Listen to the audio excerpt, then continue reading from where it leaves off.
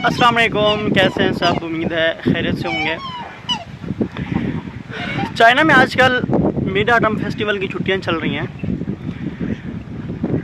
Start में मैंने एक वीडियो लगाई है, उसमें आप देखें कि वहाँ पे इनका मानना है कि इस रात को जो चांद होता है वो एक्स्ट्रा होता है, ज़्यादा बड़ा चांद होता है नॉर्मल रूटीन से। तो इनका जो चाइनीज़ का मानना है, जैसे हर जगह पे हर मुआशरे में कुछ स्टोरीज़ होती हैं जो ऐसी खुद बनाई हुई होती हैं। तो चाइनीज़ का भी एक बिलीफ है, वो कहते हैं कि कई सदियां पहले यहाँ इस ज़मीन के ऊपर 10 सूरज हुआ करते थे। तो एक बहुत बड़ा तीरंदाज था, वो एक पहाड़ी पे, एक बहुत बड़ी पहाड़ी पे चढ़ा और उसने 9 जो सूरज थे उनको अपने तीरों से मार दिया। और जो 10वां सूरज था उसने कहा कि भाई हाथ जोड़े कि अब मुझे माफ़ कर दो, मैं ये अब जो तबाही है वो नहीं करूँगा। क्योंकि 10 सूरज होते थे तो इनकी जो जितनी भी फसलें थी वो तबाह हो जाती थी, जल जाती थी, जितनी भी चीज़ें होती थी वो जल जाती थी। इसलिए ये लोग परेशान थे।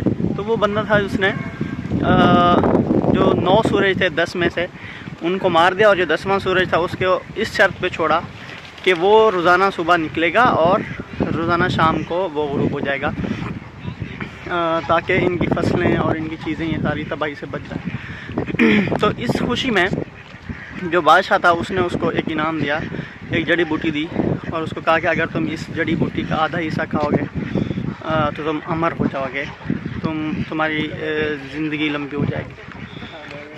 उसने वो जो मेडिसिन थी वो आकर अपनी वाइफ को दी और कहा कि भाई ये आधी तुम खाओगे और आधी मैं, तो हम आधी आधी ये दवाई खाएंगे तो हम तो मरेंगे ही नहीं, ज़िंदा रह जाएंगे, लंबी उम्र।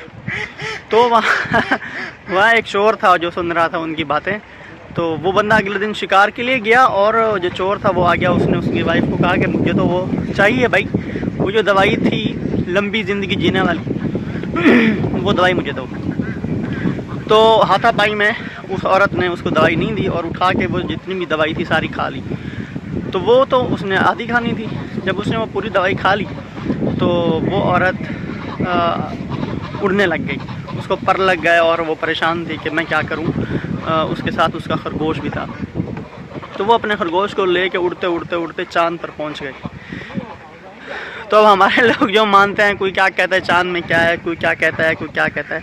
तो ये कहते हैं कि जो चांद में है ये वो औरत और उसका खरगोश है जो बैठे हैं वहाँ पे, और वो सारा टाइम वहाँ पे वो ज़िंदा रहेंगे और वहाँ पर ज़िंदा हैं। तो अगले साल जो उस औरत का शौहर था उसने कुछ फ्रूट्स लिए, केक्स लिए जो उस औरत को पसंद थे। वो अगले साल के उसी दिन उसने उसको खुश करने के लिए वो सारी चीज़ें अरेंज की जो उसको पसंद थी। और उससे मुतासिर होकर सब लोगों ने ये रिवायत कायम कर ली कि वो अब हर साल के इस दिन को ऐसा मून केक्स खाते हैं। इसको मिड ऑटम फेस्टिवल कहते हैं।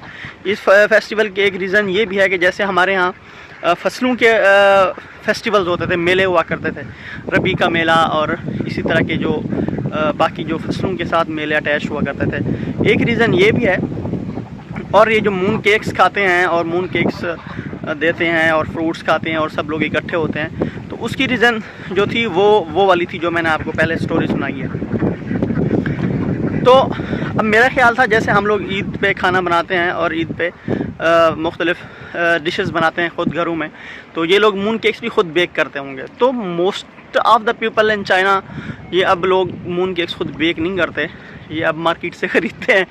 जो भी इनकी ये जो फेस्टिवल जब आता है तो ये मार्केट से केक ख़रीद के लोग खाते हैं और ख़ुद नहीं बनाते। मेरा ख्याल था कि ये ख़ुद बनाते होंगे। मैंने एक चाइनीज़ स्टूडेंट से पूछा है कि भाई आप लोग ख़ुद बनाते हैं? उसने कहा नहीं, अब तो हर कोई मार्केट से ख़रीदता है, कोई भी नहीं बनाता ख़ुद। तो ये इनकी मिड ऑटम फेस्टिवल की स्टोरी थी, जिसमें ये लोग गिफ्ट देते हैं, मून केक्स देते हैं। अब जो भी स्टूडेंट्स फॉरेनर्स हैं यूनिवर्सिटीज़ में, चाइनीज़ यूनिवर्सिटी में मोस्ट ऑफ द स्टूडेंट्स उन्होंने का वो देते हैं, एक छोटा सा बना हुआ खिलौना टाइप, तो वो उसकी याददाश्त होता है। तो ये इनके मिड ऑटम फेस्टिवल की स्टोरी थी। अल्लाह हाफिज़, अपना ख्याल रखिएगा।